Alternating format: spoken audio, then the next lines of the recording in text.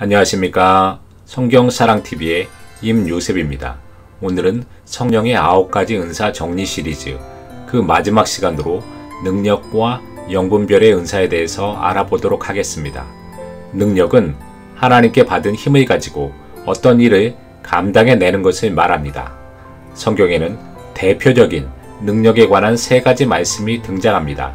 이것은 꼭 암송해서 언제 어디서나 하나님의 능력이 임할 수 있도록 우리 마음속에 새겨야 합니다. 만군의 여호와께서 말씀하시되 이는 힘으로 되지 아니하며 능으로 되지 아니하고 오직 나의 신으로 되느니라.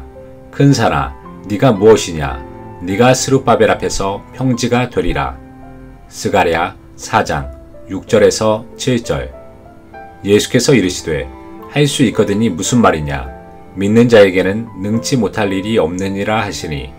마가복음 9장 23절. 내게 능력 주시는 자 안에서 내가 모든 것을 할 수 있느니라. 빌립보서 4장 13절. 사탄의 세력과 악의 영들과 맞서 싸우기 위해서는 능력을 받아야 합니다. 능력은 할 수 없는 상황과 조건 가운데서도 예수님의 의지하심을 입어서 능히 감당하게 하는 것입니다. 일이 안 풀리고 상황이 어렵다고 낙심할 필요가 없습니다. 하나님의 도우심을 바라보며 기도하면 하나님께서 길을 열어주십니다. 지혜도 공급해 주시고 필요한 사람과 자원을 보내주실 때도 있습니다. 능히 감당할 수 있는 용기와 자신감을 불러일으켜 주셔서 악조건 가운데서도 능히 할 수 있게 됩니다. 바울은 하나님의 나라는 말에 있지 않고 능력에 있다고 하였습니다. 능력도 성령의 은사입니다. 만약 장애물이 우리 앞에 놓여져 있다면 능력을 받고 평지를 만들라는 하나님의 뜻이 있는 것입니다. 하나님께서는 능력 있는 사람을 쓰시는 것이 아니라 연약하고 부족한 사람에게 능력을 부어주셔서 강한 사람을 부끄럽게 하는 일을 종종 하십니다. 아무것도 없다고 좌절하지 말고 하나님께로부터 오는 능력을 받으면 무엇이든지 할 수 있다고 생각해야 합니다.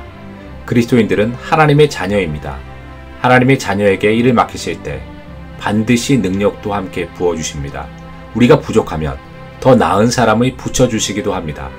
모세와 다윗이 위대하다고 평가받는 이유는 주변에 많은 믿음의 사람들이 그를 돕고 있었다는 점입니다. 사도들도 돕는 사람들이 많았습니다. 로마서 16장을 보면 사도 바울도 자신의 동역자들을 기록했습니다. 사람은 혼자서 모든 것을 할 수 있는 존재는 아닙니다. 교회는 공동체의 모임입니다. 능력도 공동체의 유익을 위하여 서로 합심하고 기도하고 일을 한다면 훨씬 효과적으로 하나님의 사역을 할 수 있습니다. 다음은 영분별의 은사입니다. 예수님께서는 말세의 현상의 하나로 미혹하는 영이 기승을 부릴 것이라고 하였습니다. 한국에서는 자신이 재림예수라고 주장하는 사람이 100명도 넘는다고 합니다. 자신이 메시아로 주장하는 사람을 따라가는 것은 정신이 이상한 사람만 가는 것이 아니라 겉보기에는 멀쩡한 사람들도 많이 간다고 합니다.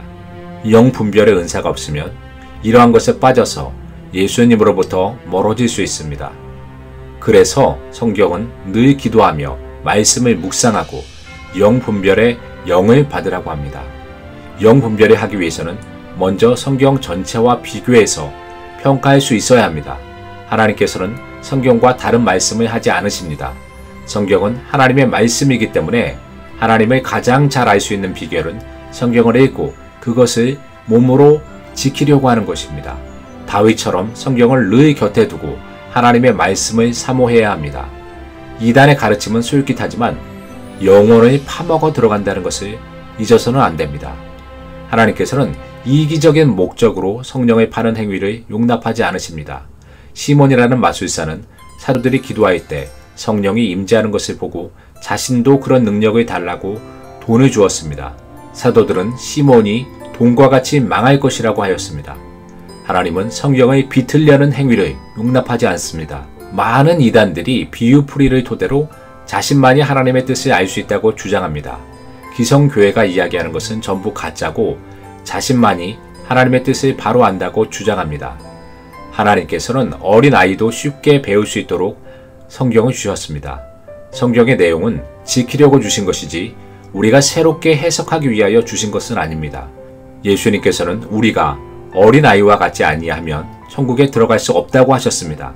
성경의 자신의 방식으로 풀어서 하나님의 진리를 떠나는 행위는 결코 용납될 수 없는 행위입니다. 영분별은 성경과 성령으로 판단해야 합니다. 어느 순간 의사일을 잘하고 있는 사람이 갑자기 예언을 받았다고 직업을 때려치고 신학교를 간다고 하는 사람이 있다면 기도를 통하여 성령의 음성임을 확신하는 것이 우선입니다. 어쩌면 순간적인 기분으로 인해서 그런 생각을 했을 수도 있습니다. 목회자로 섬기는 것보다 의사로서 다른 사람을 섬기는 것이 하나님께서 실제로 바라는 것인지는 성령의 음성을 통하여 확인해 보아야 할 필요가 있습니다. 영분별은 혼자서 하는 것보다는 가급적 많은 사람들의 기도가 있으면 좋습니다. 좋은 목회자나 신앙 상담자의 도움을 구하는 것도 필요하다고 생각합니다. 영분별이 잘못되어서 가정이 무너지는 경우를 종종 뉴스에서 보게 됩니다. 하나님께서는 가정을 소중하게 생각합니다.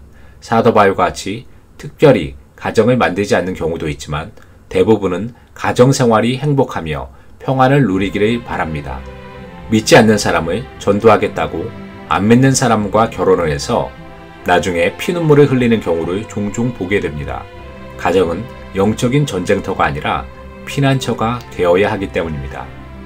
이상으로 성령의 9가지 은사에 대해서 간단하게 살펴보았습니다. 성령의 은사는 공동체의 유익을 위하여 주신 선물이라는 것을 잊어서는 안 됩니다. 이기적인 목적이나 개인적인 용도로 성령의 은사는 사용될 수 없는 것입니다. 이스라엘의 영적인 지도자 모세가 모든 사람이 선지자가 되기를 원한다고 말했던 것처럼 하나님께서는 모든 사람이 성령의 은사를 충만히 받아서 이 땅에서 빛과 소금의 역할을 감당하기를 바라십니다. 일을 하는데 도구는 필수 조건입니다. 하나님의 일을 하기 위해서 하나님의 선물인 은사가 필요합니다. 여러분들에게 성령의 은사가 충만하기를 간절히 바랍니다. 다음 시간에 다른 주제를 가지고 찾아뵙겠습니다. 지금까지 성경사랑TV의 임요셉이었습니다. 감사합니다.